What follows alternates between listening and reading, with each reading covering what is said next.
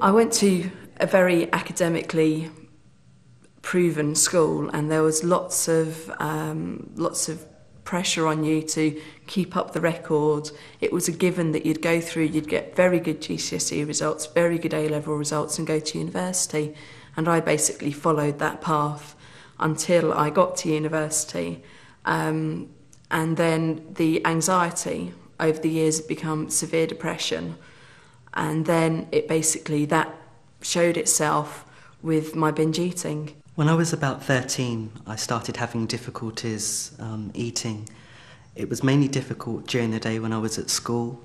I was being bullied and I was feeling really, really unhappy, and I physically could not eat. The hurt that I was feeling, the pain, what went on at school was just too much for me. And I felt churned up inside, and I just wasn't able to eat at all. I've always been a really anxious child, incredibly anxious. When I was in my first year, this is something I laugh about now, but it caused me such distress. I was in my first year. First few weeks, I would cry about my GCSEs.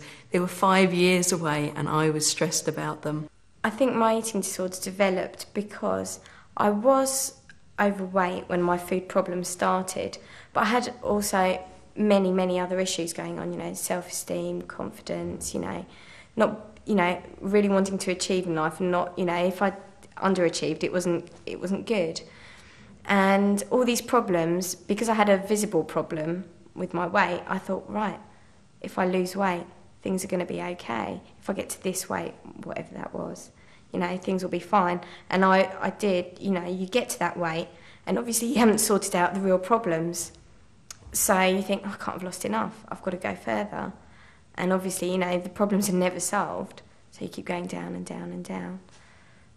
I was very scared when puberty came on. I was actually scared of turning into a man, because masculinity for me represented the people that were bullying me, and in a way I didn't want to be like them.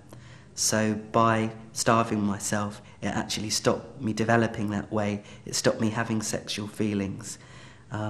And in that way, I guess it did serve to me as a friend, because I didn't want to face all those things. I didn't want to grow up. I wanted to be a child in a way. I wanted to be protected from the world. I would be starving hungry, but I wouldn't eat. I'd have a can of Diet Coke. Friends would ask me, am I okay? I loved that part of the attention.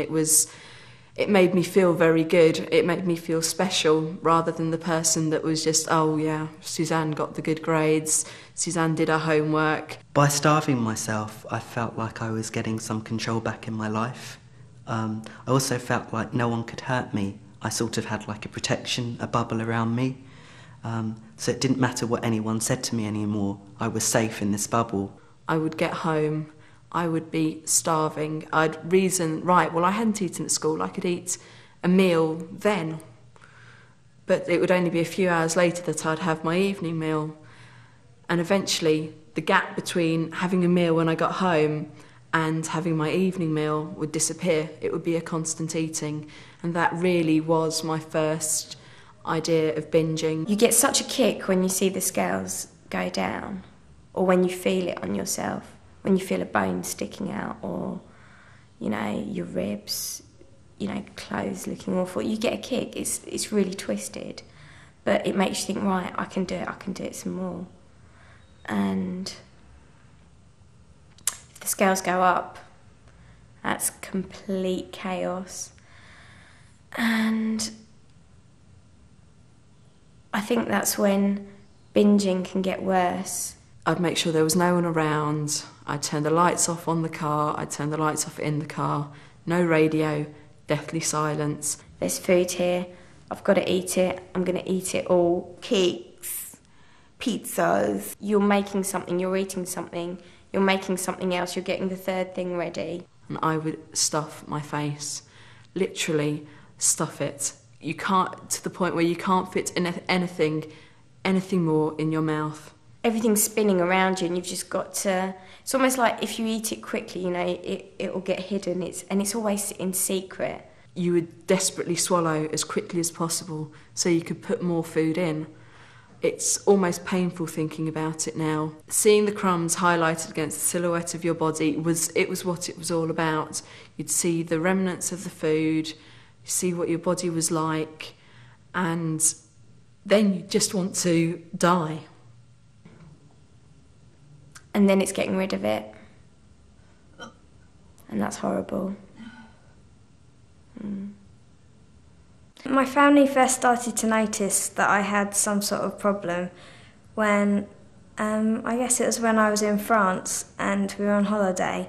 It was quite hot as it was in the summer, and I was wearing a swimming costume, and as I was lying on the beach reading my book and sunbathing, they could see all the bones down my spine, which they took many photos of, I suppose, just to try and show me what I looked like. So when we got back from holiday, they took me to the GP because they were sure I had something wrong with my stomach or something.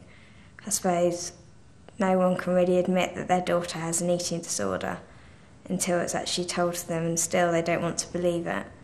I think there are other things that you can do as a friend. I think you could get information from the Eating Disorders Association on anorexia, bulimia, compulsive eating, and actually give it to the person that you think suffering, and just sit down and say, look, you seem to have these symptoms. I really am worried about you. I think you have got a problem, and I really want you to get help. I'm 5 foot. At the age of 17, and I've been this height since I was 11, and I know I should be taller. And this is my last year that I can give my body a chance to grow and develop into a woman. And also, I'd love to be able to have children one day, and I don't know if I've done enough damage to my body to prevent that. But if there's any chance that I can, then I want to get better now so that there's more chance than not that I can give more back to this world. If you're concerned about something, talk to someone about it. Friends, parents, teachers, anyone you trust. It's a total cliche, but if you're comfortable with someone and you can talk about anything with them, then don't stop yourself. Don't rely only on yourself. I wish that I could tell someone that was going through it that it's an easy road, that recovery is just a doddle. It isn't. But what I can say is, with the right help, you can get there, and it is so worthwhile. I am living again. I'm living for the first time in my life. And that year of really working hard at getting myself well and better, it was difficult, but I have found myself. I have found the person that I am. After all my counselling, I know so much more about myself. I am more than this eating disorder now, which is the positive thing. I'm going to live with this eating disorder probably for the rest of my life. I'm not necessarily going to be able to look at a plate of food and ever be comfortable with it. That's fine, because I can balance that out with the amount of confidence I've suddenly received. Rather than glossing over the things that I've achieved, I've been forced to look back at them, and they do mean something. I got my GCSEs, I got my A-levels, I went to university. I've wanted my life back the whole time I was ill. As soon as I wanted to get better, this is the life I wanted back, and I'm getting back to it now, and it's brilliant. I'm catching up with old friends, and not afraid of going out to a restaurant or going to the cinema because I haven't got a strict meal time or anything like that. The most important thing about getting better is to realise that it's you that you want to get better for. I've tried getting better for my family so that they're happier and everything, but at the end of the day it comes down to the fact that you'll have bad days, and those bad days add up, and you keep telling yourself it's for them. But if you can't do it for yourself, then when they're not around, then you can't get better. And you're not going to get better until you can admit to yourself it's your problem, it's your life, you've got to deal with it, and it's your responsibility to get better.